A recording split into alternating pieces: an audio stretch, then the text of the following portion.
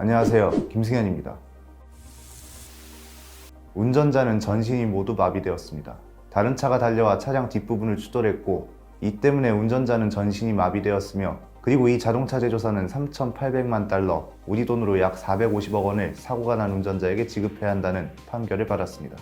현대자동차 이야기입니다. 최근 북미 외신에 따르면 현대자동차는 사고의 피해자이자 현대자동차 운전자인 에드워드 벤더번터에게 약 450억 원을 지급해야 한다는 판결을 받았습니다. 외신의 말을 빌리자면 저속 충돌 사고는 2015년 7월 뉴욕 리빙스턴 카운티에 있는 칼레도니아에서 발생했습니다. 67세 벤더번터는 2013년식 엘란트라를 운전하던 중 후방 추돌 사고를 당했습니다. 엘란트라, 우리나라에서는 아반떼로 팔리고 있는 그 차입니다.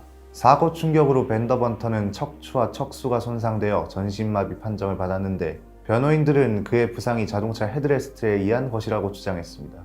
헤드레스트의 기둥이 추돌 상황에서 그의 머리와 목, 등뼈를 강하게 타격했다는 것이 그들이 말하는 근거입니다. 재판에 참여한 배심원들은 지난 13일 현대차는 벤더번터에게 3,800만 달러를 지급해야 한다라는 판결을 내렸고, 변호사는 고객들이 사고로 잃은 것에 대해 정당한 보상을 받을 수 있도록 돕기 위한 것이라며, 사람들이 제품을 안전하게 사용할 수 있도록 하기 위해 기업은 적절한 조치를 취하라 라고 말했습니다. 이후 현대차는 2017년형 모델부터 시트 디자인을 변경했다고 외신은 덧붙였습니다. 현대차는 이에 대해 사실관계가 뒷받침되고 있지 않는 터무니없는 판결이라며 항소할 계획인 것으로 전해졌습니다. 비슷한 일은 지난 2013년에도 있었습니다. 당시 미국 법원은 충돌 사고 발생 후 에어백이 작동하지 않아 뇌손상을 입은 운전자에게 1,400만 달러, 그 당시 환율로 약 160억 원을 지급하라는 판결을 내린 바 있습니다. 이 사고는 운전자의 잘못으로 난 것이지만, 큰 사고에도 차량에 에어백이 전개되지 않은 것은 현대차에게 책임이 있다는 것이었습니다.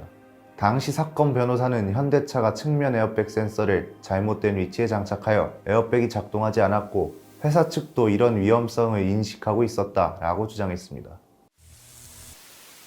전투기가 했다면 공군에게 물어봐야지, 그걸 왜 우리에게 물어보나. 그는 공군 전투기가 폭탄을 싣고 출격을 대기했다는 80년 5월을 그렇게 얘기했습니다. 그 당시 군을 장악하고 있던 이의 측근이었으니 그 권력자는 그가 말하는 우리겠죠. 정치권에서 자주 볼 수 있는 모르쇠는 사실 자동차 업계에서도 그리 낯설지만은 않습니다. 급발진, 부러진 차축, 터지지 않은 에어백에도 모든 책임은 운전자에게. 부산 산타페 사망사고는 운전자 과실이다. 자체적으로 뒤축이 부러진 것이 아니고 분명 다른 충돌에 의한 2차 사고로 운전자 과실이 있다. 에어백이 터지지 않은 이유는 충돌각이 맞지 않아서 그렇다. 사고는 발생하고 사고로 인해 무너지는 사람들도 존재하는데, 우리에겐 책임이 없다라는 말을 국내에서 가장 큰 자동차 기업으로부터 듣고 있습니다. 운전자가 큰 피해를 입은 똑같은 사고인데 왜 미국과 한국의 운도차는 이렇게 다른 것일까? 미국에서 자동차 관련 사고와 그에 따른 배상 판결에 대한 소식이 들려올 때면 떠오르는 질문입니다. 국내에서 자동차와 관련된 피해를 입은 소비자들이 적절한 조치와 보상을 받을 수 없는 이유. 지난 영상에서 소개해드렸던 내용 몇 가지를 다시 말씀드리면 다음과 같습니다. 지난해 한국에서 자동차를 팔고 있는 대부분의 브랜드들이 레몬법을 도입했음에도 변화를 체감하는 사람들은 적은 것이 현실입니다. 미국의 레몬법은 법적 강제성이 있으나 한국의 레몬법은 단순 권고사항에서 끝나기 때문에 제조사는 보상을 해줘도 그만, 안 해줘도 그만입니다. 징벌적 손해배상 제도 역시 마찬가지로 폭스바겐 디젤 사태와 BMW 화재 사태, 그리고 끊임없는 국산차 품질 및 결함 논란에도 징벌적 손해배상 제도는 변화하지 않았습니다. 더 정확히 말씀드리자면 일부만 변화했습니다. 지난 2018년 4월부터 배상액을 높여 징벌 성격을 넣었지만, 손해배상 대상이 생명 또는 신체에 중대한 손해를 입었을 경우, 즉 목숨을 잃거나 크게 다친 경우에만 한정되며 재산 피해는 적용되지 않는다는 것입니다. 실효성이 있다고 할 수 없겠죠. 폭스바겐 사태 이후 2016년 국회에는 징벌적 손해배상 관련 법안 8건이 올라왔습니다. 당시 여당이었던 새누리당이 1건, 야당이었던 더불어민주당은 7건을 냈습니다. 민주당 법안 중에는 재산 피해도 포함시키자는 내용이 일부 있었고, 배상 한도도 법안을 발의한 대표 의원별로 3배에서 12배까지 다양했습니다. 국회 속기록에 따르면 당시 정부가 야당안을 반대한 것으로 나와 있고, 국회 검토 보고서에는 정경련은 기업활동 위중을 초래한다며 반대 의견을 낸 것으로 나와 있습니다. 결국 당시 여당안대로 되었고, 당시 민주당 의원들도 특별한 반대나 치열한 토론을 벌이지 않은 것으로 기록됩니다.